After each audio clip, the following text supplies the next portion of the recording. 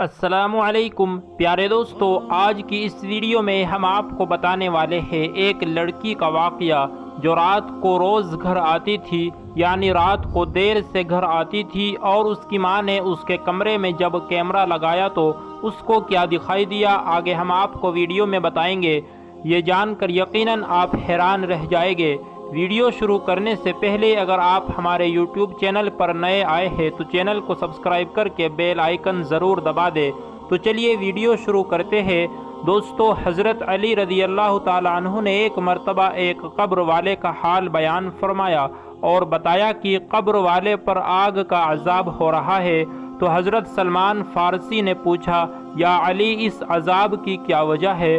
تو مولا علی نے فرمایا کہ یہ شخص اپنی ماں کا نافرمان تھا اور زندگی میں اپنی ماں کو تکلیف دیتا تھا، اسی لیے اس کی قبر میں آگ کا عذاب ہو رہا ہے، اور یہ اس وقت تک جاری رہے گا جب تک اس کی ماں اسے معاف نہ کر دے۔ دوستو، اسی طرح ایک لڑکی جس کا نام نیشا تھا، یہ نام بدلا ہوا ہے، وہ اپنے والدین کی اکلوتی اور لاڈلی اولاد تھی۔ نیشا کے باپ نے اس کے پسند کی شادی کی تھی، جس وجہ سے وہ الگ رہتے تھے۔ کچھ وقت سے دونوں میاں بیوی کے درمیان تلخی پیدا ہو گئی تھی اور لڑائی جھگڑا ہونے لگا تھا۔ یہ لڑائی ہوتے ہوتے طلاق تک نوبت پہنچ گئی۔ نیشا کے والد نے اس کی ماں کو چھوڑ دیا اور دوسری شادی کر کے اس شہر سے دور چلا گیا۔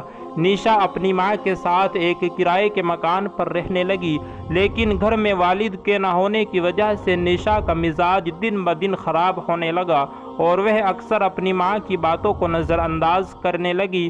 کالج کی پڑھائی پوری کرنے کے بعد نیشا نے آگے پڑھائی نہ کرنے کی سوچی اور ماں کا ہاتھ بٹانے کے لیے شہر میں ایک نوکری تیار کر لی۔ ماں اس بات سے تو بے حد خوش تھی کہ اس کی بیٹی پیسے کما رہی ہے اور جاب کر رہی ہے اور اس کا بوجھ بھی کم ہو گیا ہے، لیکن وہ اس بات سے شدید پریشان تھی کہ 18 سے 20 سال کی لڑکی دیر رات تک باہر رہتی ہے، اس کا فون بند ہوتا ہے اور وہ ماں سے کہتی ہے کہ کام کی وجہ سے وہ اپنا فون بند کر دیتی ہے۔ ماں اس رویے سے بہت زیادہ پریشان تھی۔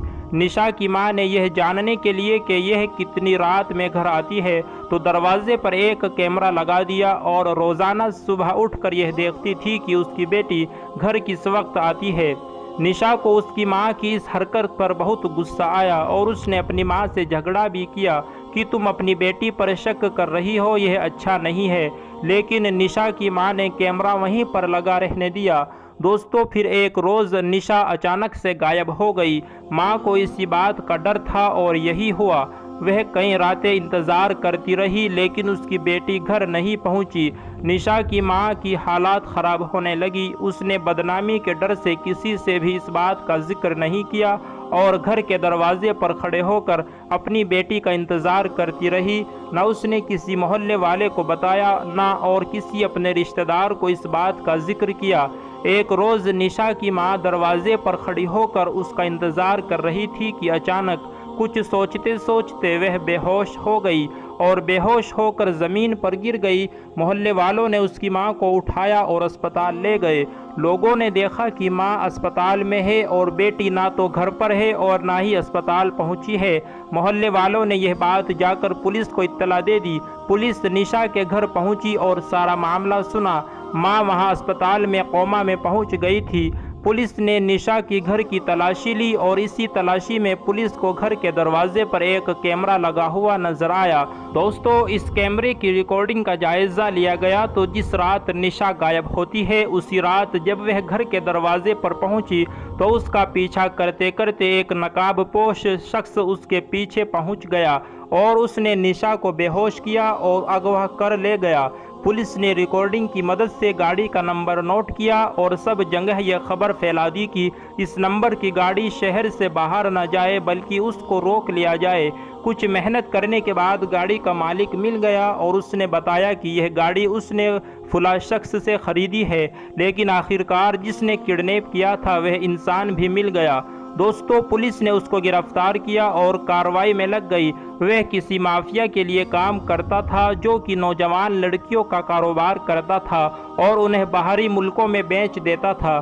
पुलिस ने इसी लड़के का इस्तेमाल करते हुए अपनी कार्रवाई को जारी रखा और मेहनत करने के बाद उस माफिया तक पहुंच गए और उसके कब्जे से निशा के साथ 58 और लड़कियों को निकाला गया।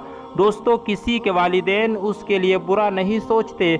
आज हमें जो उनकी बातें जो बुरी लग रही है, यह बातें हमें उस वक्त याद आती है जब हमारे हाथ खाली हो जाते हैं और हम मुश्किल में गिर जाते हैं। दोस्तों, सिवाय कुफ्र के वालिदैन की हर बात माननी चाहिए। और दोस्तों, आजकल की लड़कियां अपनी मोहब्बत के लिए अपने घर बार को, अपने माँ बाप को छोड़ देती है। माँ बाप उसका भला चाहते हैं और अपनी पसंद की शादी करवाना चाहते हैं, मगर ऐसी लड़कियां उनको ठुकरा कर ऐसे लड़कों के साथ भाग जाती है और शादी कर लेती है जिसको सही से वो जानती भी नहीं है। और जब ऐसे लड़कों का प्यार का बुखार उतर जाता है तो फिर ऐसी लड़कियों को सताने में लग जाते हैं। ऐसे वक्त में लड़कियों को पछतावे के सिवाय कुछ भी नहीं रह जाता। ऐसे वक्त में फिर माँ बाप और माँ बाप की कही हुई बातें याद आती है और वह सोचते हैं कि काश वह अपने माँ बाप का कहना मानती और इस लड़के की बातों में आकर वह अपनी ज़िंदगी को बर्बाद ना करती। प्यारे दोस्तों, हम उम्मीद करते हैं कि आपको आज का यह वीडियो और यह वाक़या बेहद पसंद आया होगा। इस वीडियो को एक लाइक करके अपने सभी दोस्तों और रिश्तेदारों में शेयर ज़रूर कर दे ताकि वो भी इससे सबक हासिल कर सके और अपने माँ बाप की नाफरमानी ना करे, बल्कि जो माँ बाप कहे वही वो करे।